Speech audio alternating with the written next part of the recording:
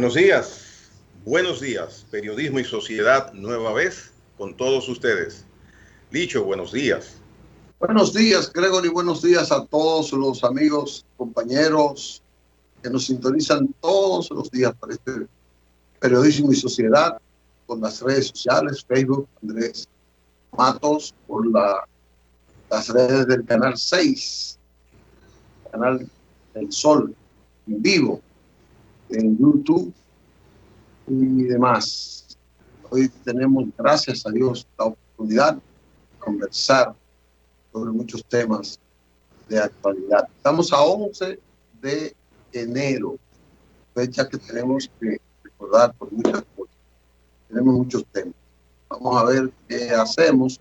11 de enero, ese fue el día de la tragedia del béisbol dominicano, con aquella caída del avión que transportaba la selección nacional que venía de Barahona a Santiago y que cayó en un río verde por ahí por Yamasá, después de sortear múltiples inconvenientes naturales. Se perdió lo más gradado del deporte, del béisbol dominicano. Apenas se salvó uno, que fue el mariscal Enrique la Antigua, quien luego fuera un destacado beisbolista profesional, como su hijo, un gran jugador, Manny la Antigua. Y la crónica deportiva, la historia, lo registra como el día de la tragedia de Río Verde, en la República Dominicana.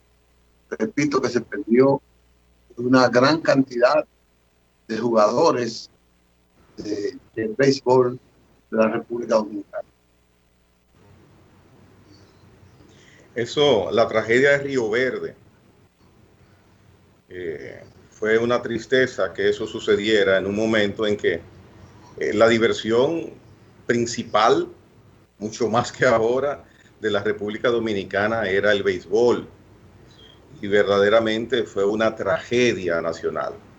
¿Cuántos años tienes el número de años, Licho, que ocurrió Fue eso? en 1948. 52, 72 años.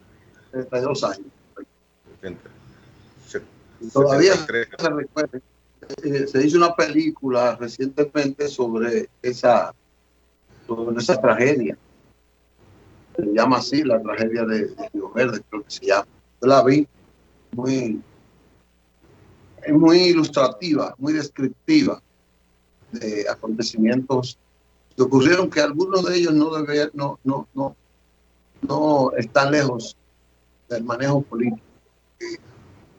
Ese fue un vuelo que dicen que se obligó por la necesidad política del régimen, y se decía que la idea era que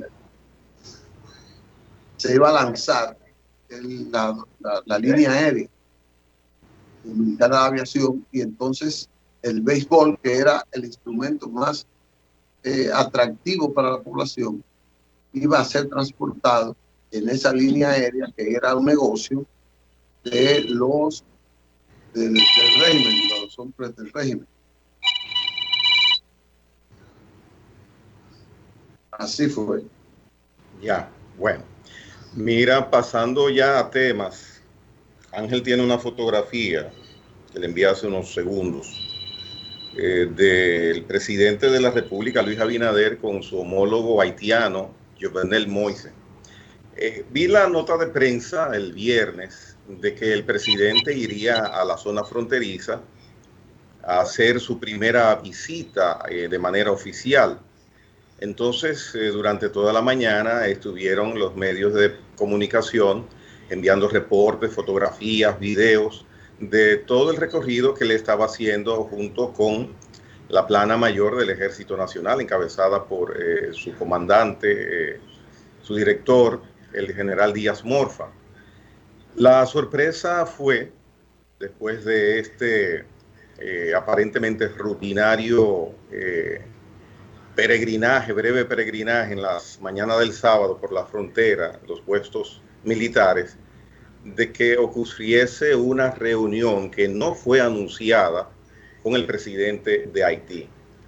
Ambos mandatarios, sus equipos de prensa enviaron una comunicación a los medios, la del presidente haitiano en francés, como es el idioma oficial de Haití, y nuestro presidente también un mensaje similar donde indicaban que ambos gobiernos enviarían un resultado de próximos acuerdos que en torno a distintos aspectos, sobre todo migratorios, se van a hacer en los próximos días. Esto es interesante porque verdaderamente la tensión con la situación haitiana últimamente está subiendo un poco de tono, por lo menos en los medios de comunicación, porque en la realidad nosotros tenemos una situación bastante explícita con el caso de los vecinos haitianos que vemos a diario, una campante inmigración ilegal,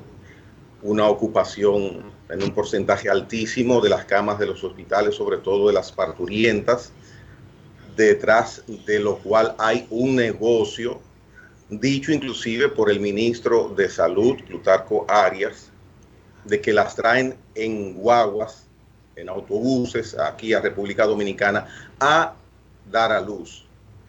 Pero también tiene una situación esto que nos afecta a nosotros como país en el aspecto sanitario. Y es que los índices de mortalidad infantil de nosotros son bastante altos, no son nada agradables. ¿Pero por qué? Porque el 46%, lamentablemente, el 46% de los partos de esas damas haitianas terminan en muerte del bebé que acaba de nacer o que nació muerto. Y esto se explica fácil, lamentablemente, por la situación de Haití. El seguimiento durante el parto que debe tener una mujer de su embarazo, médico, clínico, de supervisión, no lo recibe. Entonces, situaciones que son prevenibles, que son manejables, que son controlables durante los primeros meses de un embarazo, ellas muchas veces ni lo saben ni están enteradas. Resisten, porque el cuerpo humano es lo más resistente que hay, mucho más el de una mujer embarazada, vienen a dar a luz aquí al país y cuando ocurre ya el proceso, pues lamentablemente la situación es negativa. Entonces, nosotros tenemos esa situación, han hablado los dos cabezas de los dos países, y esperemos, como ellos mismos dicen, que en los próximos días tendremos noticias concretas sobre qué medidas bilaterales se están tomando para mejorar diversas situaciones. Esperemos. Bueno, el caso de Haití es un caso recurrente, es un caso permanente, rutinario en la República Dominicana. Nada extraño está pasando, ni nada extraordinario está pasando. Lo que denuncia el ministro de Salud es algo que ocurre desde hace más de 30 o 40 años y ha ocurrido en menos cantidad, según lo que yo he visto, en las últimas décadas. Entonces, no es nada nuevo lo que le está planteando. El esfuerzo del presidente de la República Dominicana con el presidente de Haití es un esfuerzo de recabar apoyo, de definir roles que han ido reforzándose para que la migración sea cada vez menor en la República Dominicana. Ya no es un problema la repatriación. Antes eso era una guerra, como una declaratoria de guerra. Ya la repatriación de haitianos en Dominicana es algo común, rutinario, y se hace en función de la ley y de las normas que establece la migración. El asunto de la medicina se da porque Haití está carente de un servicio de salud incluyente. Nosotros no lo tenemos 100%, no tenemos ese sistema, pero lo tenemos con una mejor ventaja, con una mayor inclusión, con una mayor cobertura, mucho mayor que ellos. Ellos aprovechan y vienen aquí a darse eso. ¿Qué pasa? Como en Haití no hay un sistema de salud preventivo, no hay un sistema de salud ambulatorio incluyente, sino que es minoritario, allá cuando una persona sale embarazada, esa mujer no va al médico, no se da el seguimiento y cualquier trastorno que pase, pues ese trastorno se profundiza porque en Haití no hay esa ampliación, esa amplia cobertura de atención ambulatoria para las parturientas y las mujeres embarazadas. Por eso tú ves que todavía en Haití el parto por comadrona en el hogar es alto, muy alto. Y no es más alto porque está la habilidad de venir al país y dar a luz aquí en los hospitales. ¿Qué es lo que tenemos nosotros que hacer? Nosotros tenemos que luchar para que esa situación cambie en Haití. O sea, no es expulsar solo eso es parte, pero luchar para que esa situación cambie en Haití. La solidaridad nuestra tiene que ir para recabar apoyo internacional, para que Haití tenga una inversión y un plan de salud que sea bastante incluyente, con un plan de desarrollo que tiene que hacerlo. Y tiene que haber una vigilancia del manejo de los fondos de Haití, de la corrupción. Haití es un caos porque importantes sectores sociales se benefician de ese caos. Político, económico, social, militar, todos. Entonces, tiene que haber esa injerencia extranjera en vigilar eso, en reclamar ese control. Y eso no está de que eso de soberanía y nada, porque todos los países están pagando el desorden que hay en ellos. Y eso tienen que resolverlo de esa manera. Mientras tanto, nosotros seguimos cargando con ese peso, que es bastante alto, y como dije, afecta directamente el nivel internacional que nosotros tenemos en cuanto a natalidad, a índice de natalidad. Y no es por nuestro manejo, es por esa situación que nos afecta directamente. No es culpa de nosotros, no es culpa de nosotros.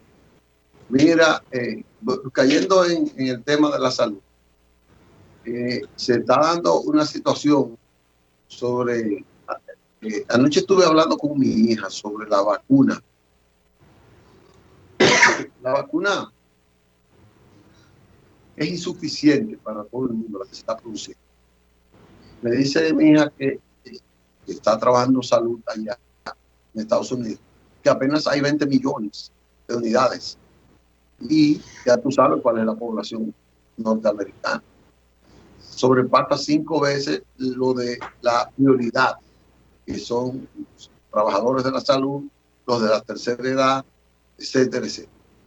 Entonces resulta que ahora está el dilema de cuándo van a poner la segunda fase, porque la vacuna que se está difundiendo solo tiene una duración, tiene que ser reforzada a los 28 días.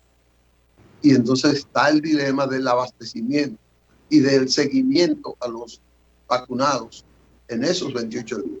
Entonces hay una discrepancia en el sistema anterior y el sistema de gobierno nuevo, el régimen que llega, el gobierno que llega nuevo, que plantea supuestamente que se vacune a todo el mundo con eso y que se siga vacunando con las otras vacunas, o sea, no se le dé seguimiento al periodo de incubación de los 28 días de la vacuna. Nosotros tenemos la vacuna que hemos comprado, que no es la Pfizer, pero que es más segura, dice, para nosotros. El clima nuestro no soporta la Pfizer. La Pfizer hay que tenerle una refrigeración de cerca de 30 grados bajo cero, 25 grados bajo cero, 70 grados bajo cero. Entonces tú no puedes tenerla en República Dominicana porque apenas te dura unos cuantos días si la sacas de ahí. Entonces tienes que tener la seguridad de que la vas a aplicar en eso. Y no tenemos acceso a eso. La nueva, la que nosotros compramos, quizás sea esa la real.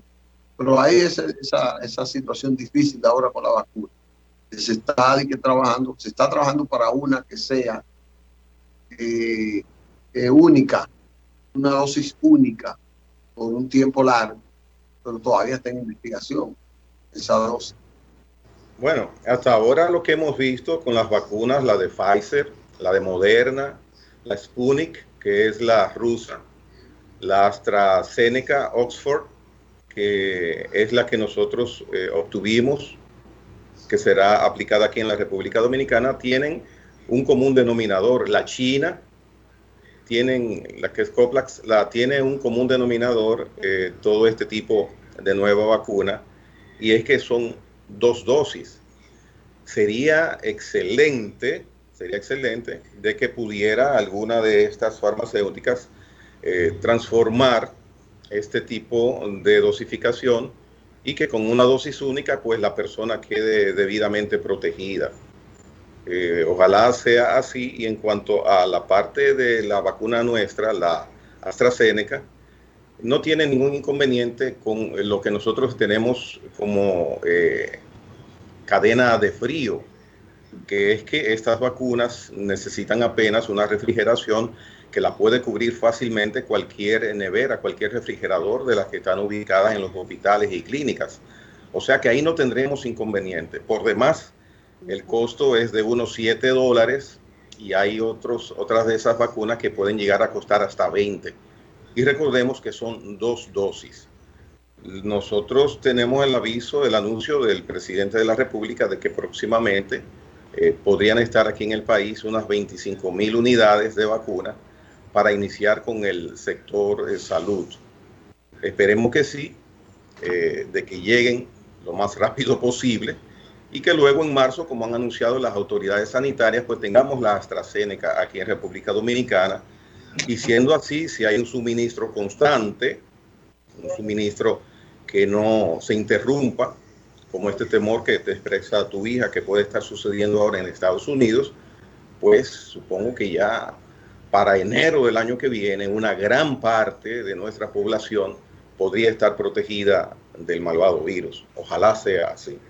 Correcto. Quiero que vayamos a una pausa y venimos entonces con unos temas más aterrizados al país. Vamos a una pausa, señor director.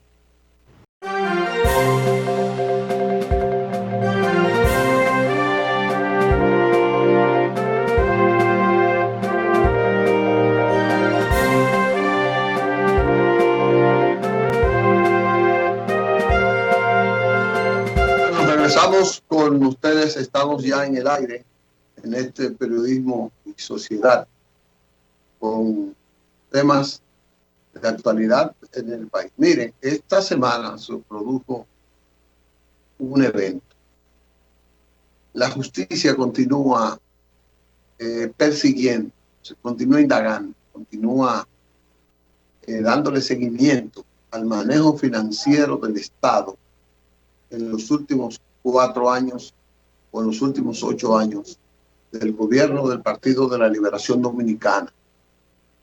Esta semana se habla de que importantes figuras que manejaron instituciones estatales de mucho peso financiero, tanto en el gasto como en las recaudaciones, van a ser llevadas a las oficinas del Ministerio Público, que tiene que ver con las indagatorias, con los levantamientos de las informaciones y la formulación de los expedientes para indagar el uso del recurso. Y entre uno de esos funcionarios que va a ser llamado a la atención es el exdirector de aduanas y la justicia de aduanas, que va a participar en un interrogatorio que se presume será el interrogatorio para ver muchas cosas que pasaron ahí.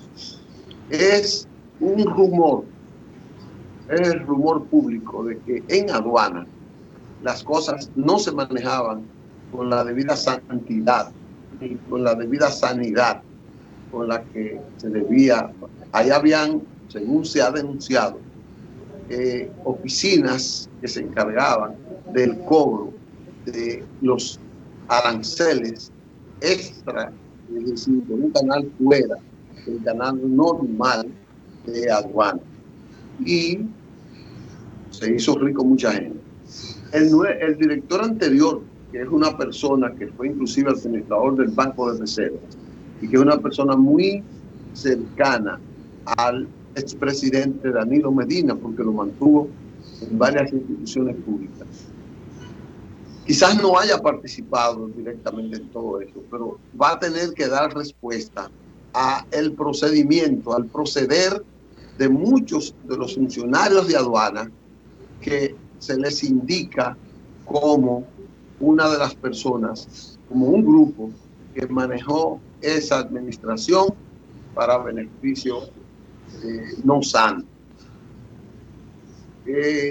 Así, se rumora esta semana que hay una andanada contra funcionarios de la pasada administración, de gente muy cercana, muy colaboradora, muy de confianza del expresidente Danilo Medina, ya no de la familia que ha sido sometida a este interrogatorio y que hay algunos que están presos, familiares muy cercanos del presidente Medina, sino colaboradores cercanos de instituciones de mucho peso en la administración pública dominicana.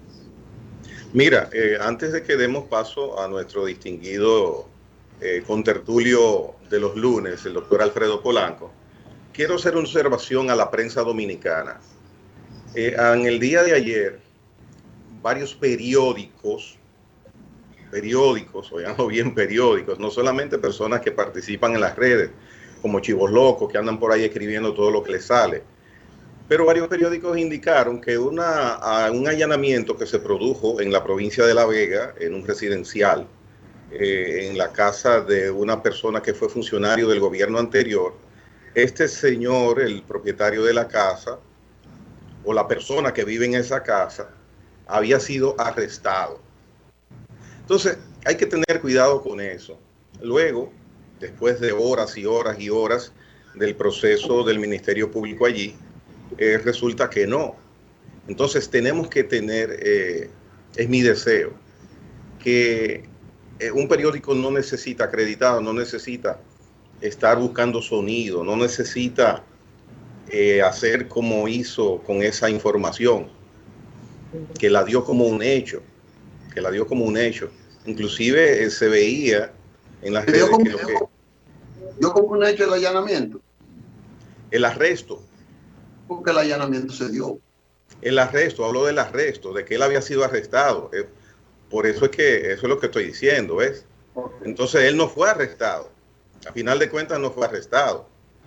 Entonces, que ya esta podredumbre incontenible que hay en las redes se nos vaya a pasar, y lo digo como un espanto, porque la credibilidad sólida que hay a nosotros los comunicadores, a la población en general, es cuando un medio establecido te da una información.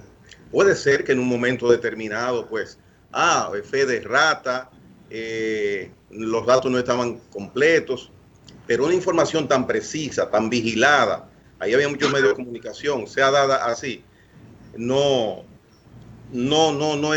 nos merecemos que pase. Así que los medios establecidos de comunicación tengan cuidado, sobre todo en casos como estos, que ya lo que se esperaba, sí que hubiese un arresto, no lo hubo, y ellos lo tiraron como arresto.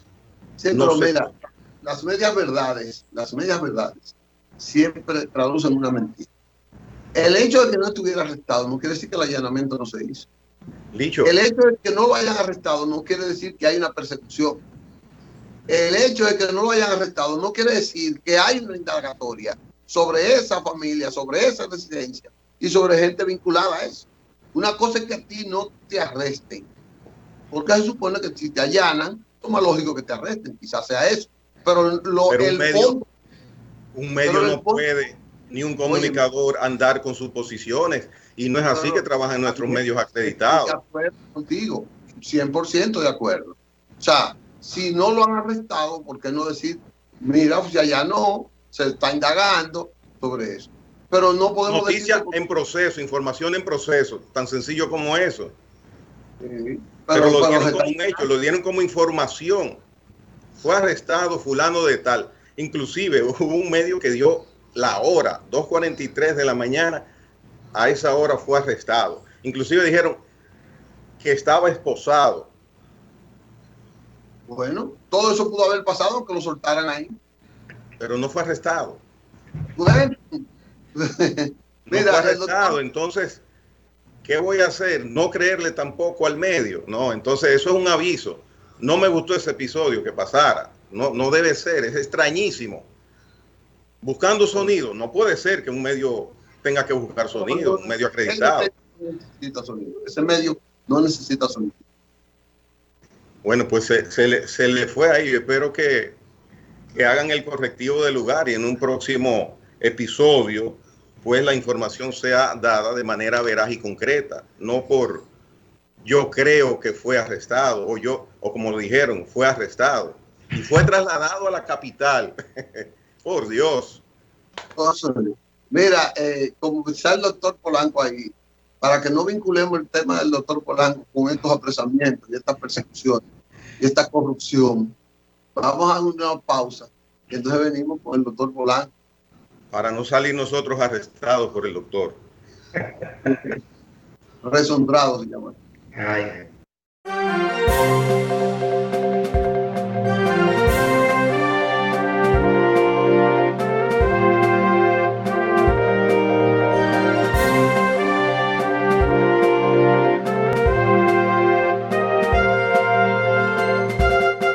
Feliz año nuevo al doctor Alfredo Polanco. Feliz año nuevo a nuestro estimado doctor Polanco, aquí en Periodismo y Sociedad. Periodismo y Salud. Periodismo y salud como cada lunes, así mismo es.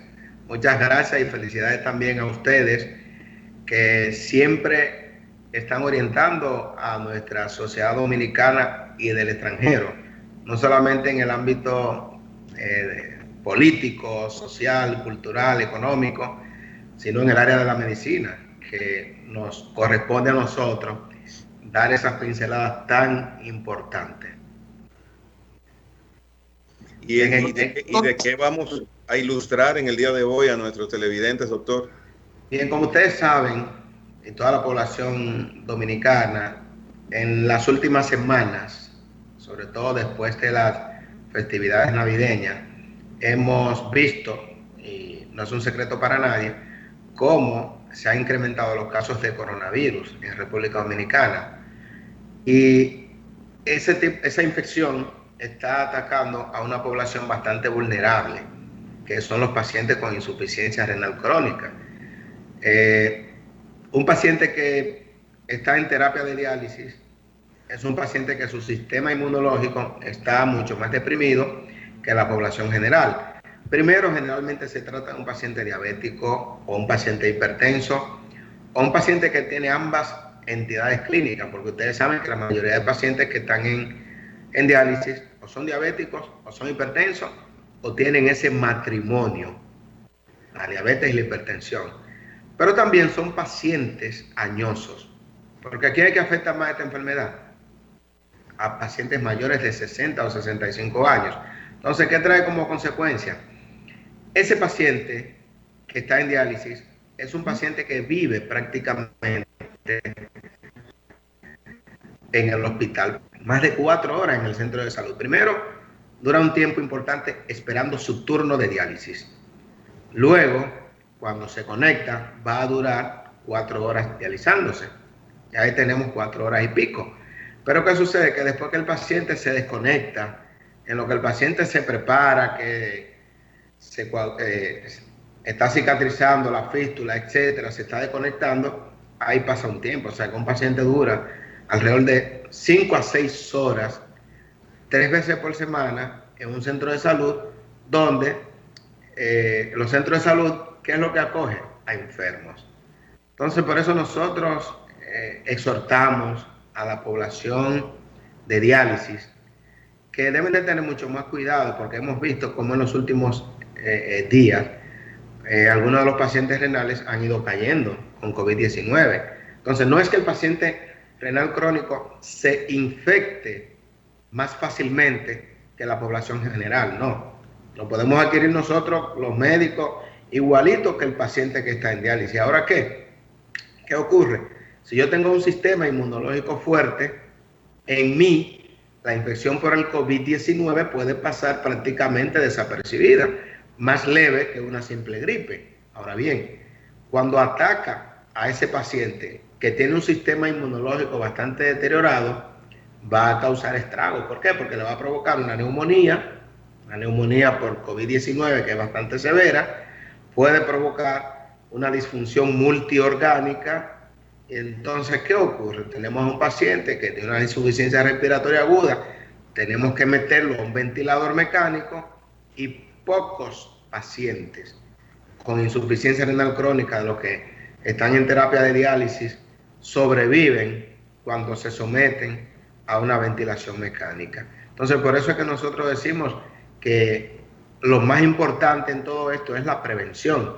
Por eso siempre insistimos con nuestros pacientes que no se descuiden. A veces los pacientes tienen la tendencia a comer en las unidades de diálisis y mientras están comiendo, lógicamente no van a tener esa mascarilla. Y usted se imagina en una unidad de diálisis que vamos a tener 8, 10, 12 pacientes de manera simultánea, donde vamos a tener a un médico, vamos a tener 3, 4 auxiliares de enfermería, vamos a tener ahí, por ejemplo, 15 personas o más en una unidad de diálisis.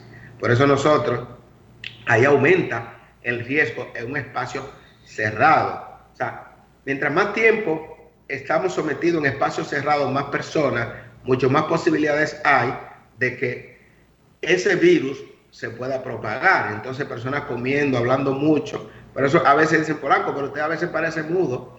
Lo que pasa es que si yo no tengo la mascarilla puesta, que estoy en algún momento, pues tengo que comer en algún lugar que estoy, yo tengo que hablar lo menos posible. Pero hay gente que aún se quita la mascarilla y quieren seguir hablando. Y mientras usted habla y usted está propagando el virus, si usted lo tiene. Entonces, es por eso importante que nuestros pacientes tengan mucho más cuidado. Por eso nosotros le decimos que si a usted le toca diálisis a las 11 de la mañana, por ejemplo, que usted es de segundo turno, no vaya a diálisis a las 9 de la mañana, porque usted va a perder 2 horas en una sala de espera junto con más pacientes, junto con familiares, etcétera. O sea que es por eso importantísimo que evitemos al máximo lo que es la aglomeración. Y de esta manera, menos de nuestros pacientes van a salir. ¿Ustedes garantizan, en la unidad de diálisis, ustedes garantizan que si mi turno es a las 11:30 y yo puedo estar a las 11:15 y no tendré inconvenientes, no perderé mi turno? No tiene ningún inconveniente. O sea, por ejemplo, los pacientes que son del primer turno, en todas las unidades de diálisis está estipulado que se conectan alrededor de las 7 de la mañana. Son 4 horas. Pues ya esos pacientes, el primero que se conectó a las 7, ya eso de las 11, va a ir saliendo y van saliendo los pacientes de manera paulatina. De modo que ya en el segundo turno, ya esos pacientes que entran a partir de las 11 de la mañana, pues van a ir entrando. Y no nosotros, en ninguna unidad de diálisis, si un paciente es de un tercer turno, no puede llegar, por ejemplo, para conectarse a las 11 de la mañana, a menos que, porque nosotros tenemos en todas las unidades de diálisis contacto directo con cada paciente. ¿Y qué hacemos? Si un paciente, por la causa que fuere, no puede asistir a su hora de diálisis, nosotros coordinamos con ese paciente y llamamos a otro para que en ese turno se dialice y así no se junten con los otros pacientes, porque muchas veces eso podría ocurrir. O sea que todas las unidades de diálisis están bastante bien coordinadas, de manera que cada paciente sabe a la hora que tiene su turno. Y eso ha sido siempre, con COVID o sin COVID, siempre ha sido así en las unidades de diálisis. Claro está que anteriormente usted podría ver a muchos pacientes, hasta 10 pacientes, esperando un turno sin ninguna razón. Porque si el paciente está estipulado que a tal hora que le toca su diálisis, pues ya no tiene que llegar más temprano, pero tampoco tiene que llegar más tarde.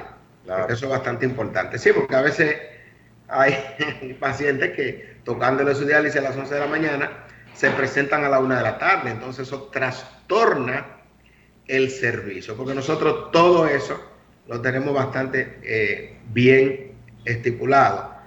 Entonces, así es que deben ser las cosas. Con respecto a algo que estábamos hablando fuera de cámara hace un momentito, ha habido muchos pacientes que no tenían ningún problema renal, pero luego de tener una infección por COVID-19 han tenido lo que se llama insuficiencia renal aguda. Se habla que alrededor de un 30% de los pacientes que son intubados, que son sometidos a ventilación asistida por una insuficiencia respiratoria aguda, tienen también afectación renal. ¿Y qué ocurre? Que cuando ese paciente que tiene afectación renal aguda no es evaluado y atendido con tiempo, pues muchos de los pacientes con insuficiencia renal aguda, con COVID-19, fallecen. Entonces, por eso es bastante importante aquí mismo que esto ya no es para el paciente, esto es para el médico, que el médico debe de ser estrictamente vigilante de ese paciente que tiene intubado, ese paciente que tiene en ventilación mecánica, que tiene una afectación pulmonar, vigilar cómo está orinando ese paciente, porque de repente el paciente dejó de orinar, aumentó la urea, aumentó la creatinina, y es un paciente que tiene una insuficiencia renal aguda, y muchos de esos pacientes requieren una terapia de hemodiálisis temprana.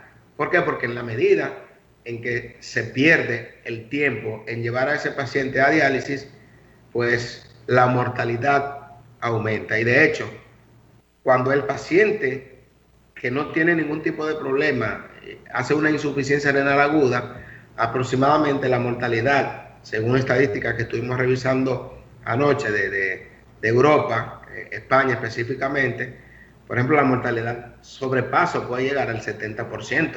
O sea, por eso la intervención temprana es bastante importante. Entonces, doctor, esa enfermedad extra que es la insuficiencia renal en pacientes que antes del COVID no lo habían mostrado, ¿usted sugiere que es por las consecuencias del COVID? Claro, no está demostrado. Hay datos en las autopsias, necropsias que se han realizado en pacientes que fallecen por COVID-19 que es importante tomar en cuenta. Ustedes ven por qué a los pacientes uno de los tratamientos que se le da son los anticoagulantes para evitar las trombosis. Entonces, en el paciente con COVID-19 puede haber trombosis de la vena renal, trombosis de la arteria renal.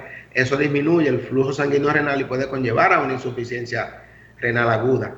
También hay una entidad clínica llamada rhabdomiólisis, o sea, destrucción del tejido muscular.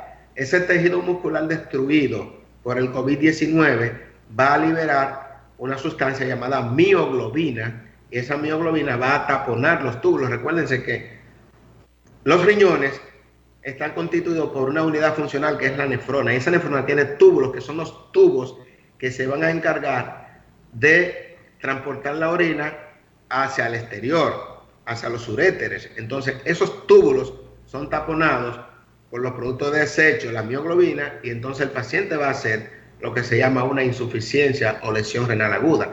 Y es por eso que el médico debe de estar bien atento a la función renal de cada paciente que tiene, sobre todo en las unidades de cuidados intensivos.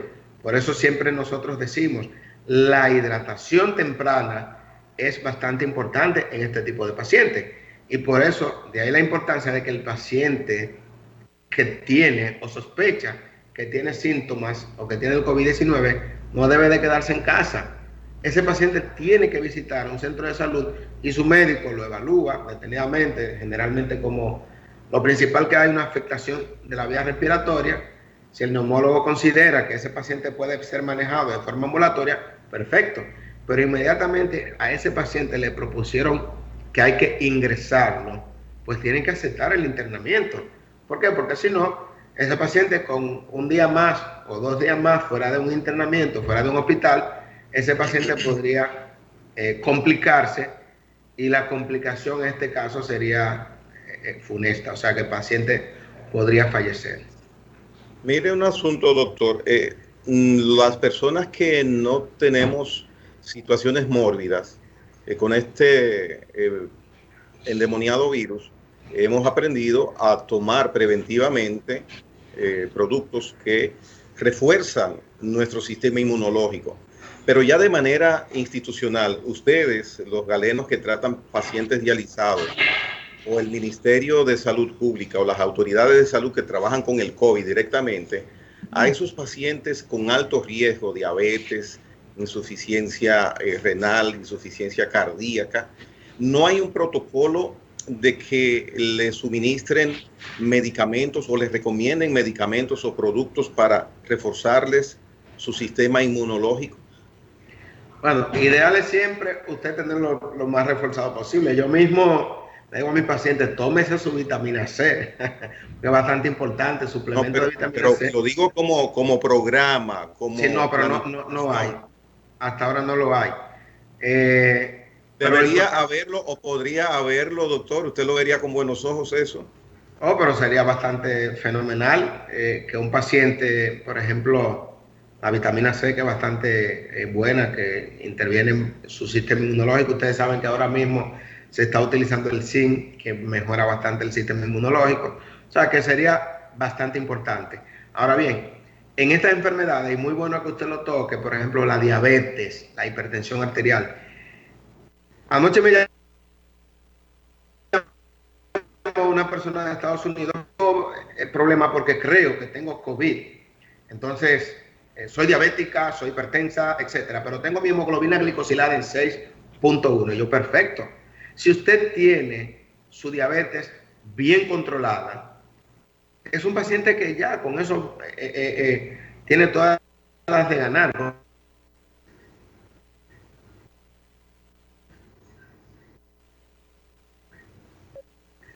Ahora el doctor que se está frizando. Se tratará. Ya. Ok. Si ese paciente está metabólicamente descompensado, es un paciente que tiene mucho más riesgo de que le vaya mal con una infección por COVID-19. Lo mismo, si el paciente hipertenso está maltratado, por ejemplo, la mayoría de los pacientes que yo veo en la consulta tiene la presión 170, 100, es un paciente que le va a ir mal posiblemente. ¿Por qué? Porque es un paciente que no está bien tratado para la presión. Si no está bien tratado para la presión o para la diabetes, es un paciente que lamentablemente, o sea, puede tener consecuencias más funestas que la población general, o que sí estuviera siendo tratado adecuadamente. Por eso lo ideal, nosotros siempre enfatizamos en esto: cambio del estilo de vida, haga ejercicio, tome agua, es bastante importante. Nuestro cuerpo, el 60% de nuestro cuerpo es agua. Y entonces nosotros no tomamos agua, apenas nos tomamos medio litro, 1 litro de agua cuando aparece. Entonces tome vitamina C. Tome vitamina C. Restablezca su sistema inmunológico y sobre todo haga ejercicio. Porque si nosotros hacemos ejercicio por lo menos media hora al día, no tiene que ser 1 hora, a veces yo exagero, yo caminé 1 hora y 15 minutos en el día de hoy. Entonces, eso es bastante importante. Miren una cosa, estamos enclaustrados, lamentablemente, porque, ok, lo que trabajamos, vamos al trabajo, pero estamos sentados. Llegamos a la casa y estamos sentados de la cama al comedor, etcétera. O sea, estamos realizando menos actividad física que la que hacíamos 10 meses atrás. Entonces, por eso es importantísimo de que usted se ponga a hacer ejercicio, se ponga a caminar. Por eso usted ha visto que la mayoría de las personas han aumentado 1, 2, 3, 4 kilos y no se han dado cuenta en 10 meses. Entonces, más importante que usted haga ejercicio, haga actividad física, y con eso simplemente usted puede reforzar su sistema inmunológico, que es bastante importante. Gracias, doctor. Bueno. No acabó el tiempo. Ya tendremos el chance del lunes nueva vez tratar temas importantísimos. Doctor, y recomiéndele a esa gente que usted atiende, sí, hágalo, sígalo haciendo, de que refuerce su sistema inmunológico con productos que ni tan caros son. Claro, es bastante importante su sistema inmunológico. Recomendamos continuar con el distanciamiento físico, aunque usted vaya al supermercado, aunque vaya al banco, señores, tiene que mantener el distanciamiento. El lavado de manos se ha estado perdiendo. Pocas personas están utilizando el alcohol. Miren como yo todavía lo utilizo. O sea que es bastante importante mantener todo lo que son las medidas preventivas contra el COVID-19, porque si no lo hacemos así, lamentablemente vamos a tener cada día más y más pacientes infectados por el COVID-19. No bajemos la guardia bajo ninguna circunstancia. Excelente. Bueno, doctor, el tema fue impactante. A mí me impactó eso de que el 30% de las personas con COVID han acarreado insuficiencia renal. Eso no lo teníamos previsto. No lo conocíamos. Los pacientes que se ingresan, básicamente, pacientes ingresados en unidades de cuidado intensivo. Bueno, bueno, seguiremos con ese y otros temas, doctor, en la próxima sección. Gracias, que tenga buen día. Hasta luego. Hasta luego, doctor.